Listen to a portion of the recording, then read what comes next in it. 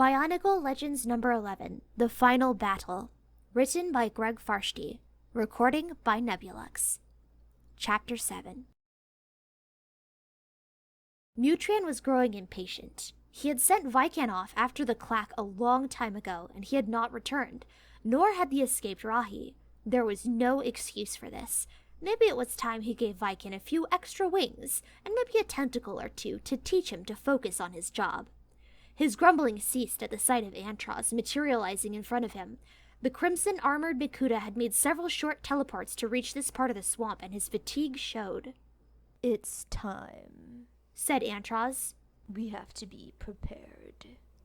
Mutran furled and unfurled his small wings, a sure sign he was uneasy.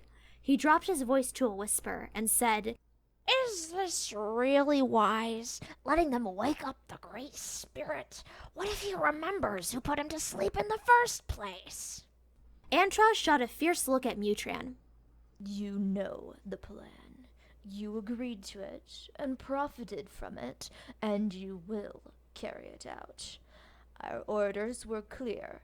Delay the Toanuva until the appointed hour. Allow them to awaken Matanui, and then eliminate them as a threat. Only they could revive the Great Spirit, so they had to remain alive to do so. But we don't need to suffer their presence one moment past that." "All right," said Mutran. "What do you want me to do?"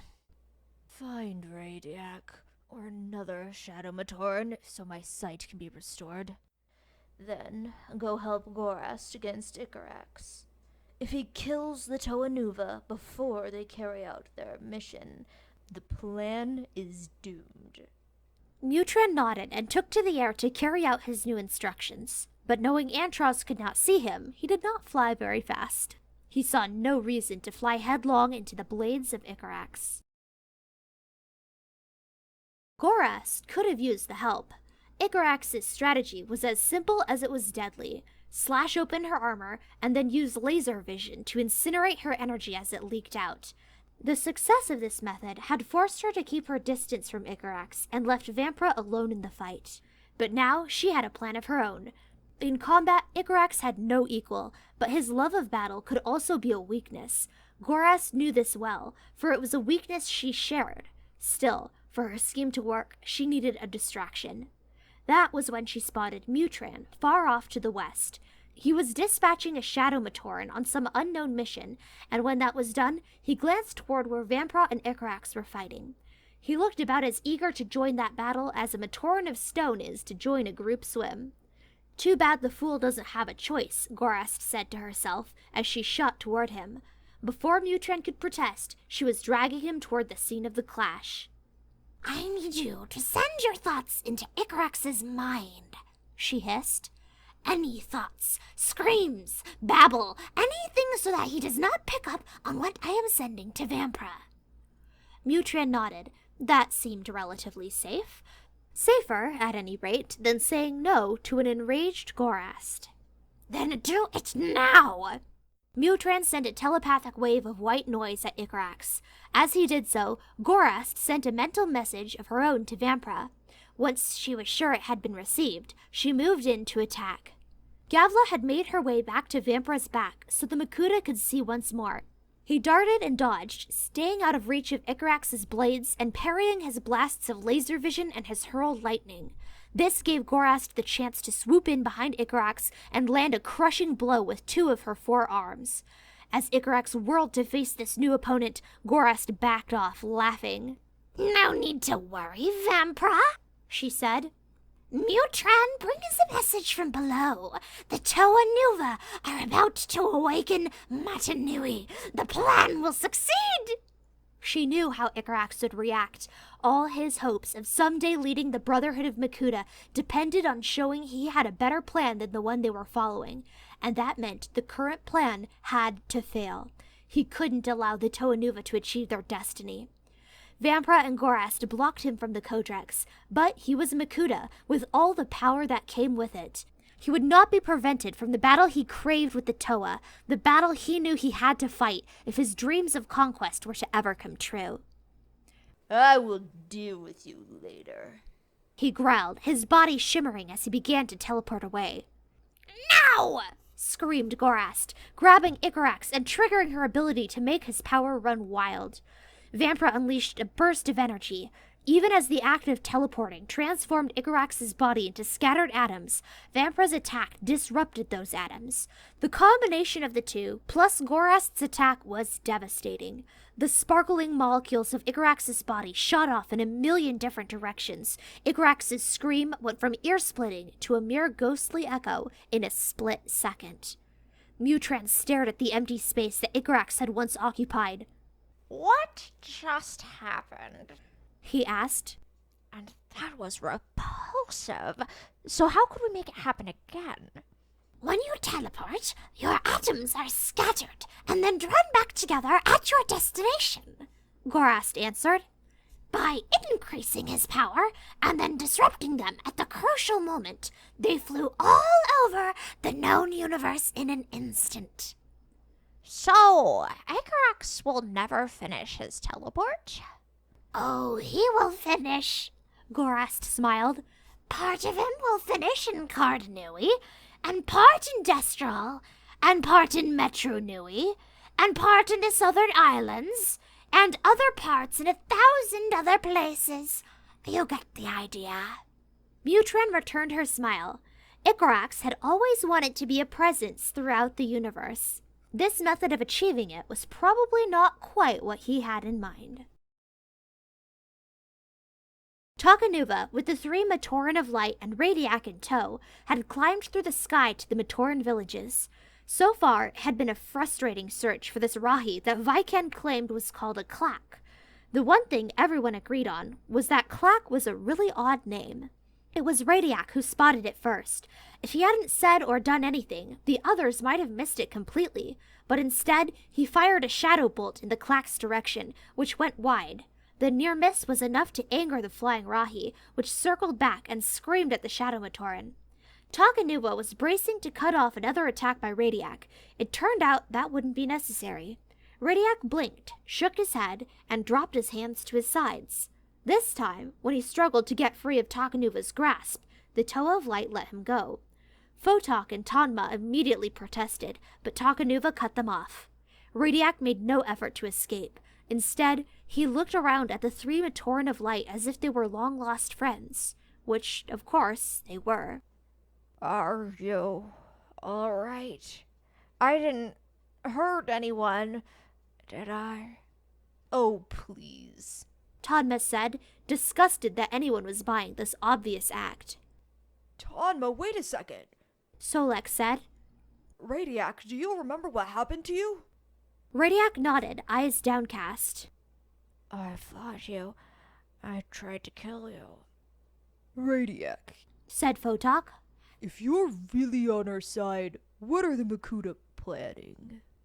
I overheard Antros talking once. He said Makuta wanted Toa to wake up Machanui, but he didn't say why. Then, once the Great Spirit was awake, we would kill the Toa and corrupt any Matoran of Light who were left. Takanuva pondered. Radiac's transformation seemed incredible, but there had to be an explanation for it. Perhaps whatever the Shadow Leeches did to drain light from their victims also created some kind of barrier to prevent light from returning later. The sonic tones of the Clack's attack somehow shattered that barrier. With the return of light to the being, the corruption of the Makuta faded away. But if Radiac was telling the truth, how could the Makuta possibly benefit from Machanui waking up? If they wanted him awake, why put him to sleep 1,000 years ago in the first place? And if his awakening was part of their plan, what did that mean? Did the Toa Nuva have to abandon fulfilling their destiny? "Find the rest of the Shadow Matoran," he said to his 4 companions. "Get them here. We're going to keep this Rahi good and angry, and cure all the rest of them. And then we're getting all the Matoran out of this place." What? Said Tanma. You mean we're going to give it up to the Makuta? No way. This is our home, and we'll fight for it.